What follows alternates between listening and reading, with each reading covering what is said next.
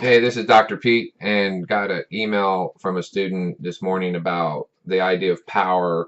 And the first thing I thought about was the book a friend of mine, Doug, gave me about power versus force. And it's an interesting little book. It's quasi-scientific, but the idea is, or if you will, academic, is that there's difference between power, which some people would maybe substitute the word influence, and then there's force. We're forcing people to do things. And so when looking at this, I like to put power in the political sense in context.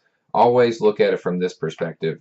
Would you want someone else to have power to do something, meaning onto others?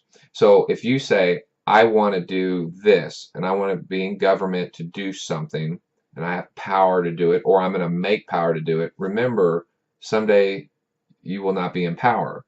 So do you want the next person to have this power? So modern day example, not about the politics, and I'm just making that clear.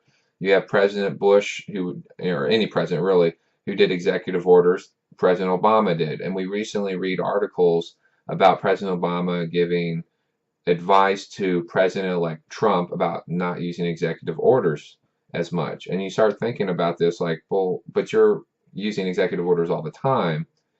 So again, this goes back to the power issue. If you want something passed, then you go through Congress, it's reviewed by the Supreme Court, and then it becomes law. And it's much more difficult. You may ignore the law if you're president, I guess, at your own peril, but it's a lot different situation there. So when you pass executive orders, it's power, but it's more force. You're forcing people to do things when you write your name on a piece of paper, and that's an executive order. So that would be a good example. Influencer power would say, I want to make this issue more permanent, so I'm going to have Congress and work with them, and we're going to make this new law, and we're going to have power and influence to get the legislation through. It's more permanent in the sense of quicksand that's a little more solid, like a sandy beach, but we got some good anchors in there.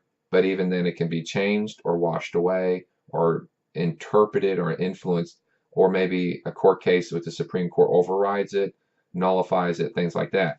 Having said that, force is more of the idea that we're going to just make things the way it works. So while you're president, that's a good thing. It works out really well, and you can do what you want, but it doesn't make it permanent. Okay, so that's a big deal. So when using power in government, what I tell people is, while your side may be winning and the other side may be losing, always think of it from where the founding fathers came from. There should be limits on power, because someday you're not going to be there. Someday you're not going to be in charge. And so I see a lot of articles today, and it's not about parties. Take the time to read them. What can someone sit there and say? What can someone sit there and say that, wow, this party did this. Now they're complaining that this party may do the same thing they did. Well, that's Machiavellian. The ends justify the means. If you say that, the ends justify the means, well, guess what? The other people are going to ends justify the means too. And then that's how power gets corrupted. I think it was Lord Acton who made the point of absolute power, or power corrupts absolute, power corrupts absolutely. So we have to look at these things, and how do we set these safeguards in place, and rights and liberties and civil rights, and all these things come to play in how we set government up. So again, I don't care what side of the issue you're on. Just remember, someday the power is going to be flipped on you. So do you want people to have power and influence, or do you want them to use force? What you do dictates what they do. And if you do the right thing and someone does the wrong thing, then you have a position to challenge it. If you don't, and you set the precedent, then you're what we call a hypocrite. So let's just call it what it is. So I think you win ideas, and not the arena of ideas or the debate, the discussion. You don't do it by force, and that's what's really important here. So hopefully that addressed that issue of power.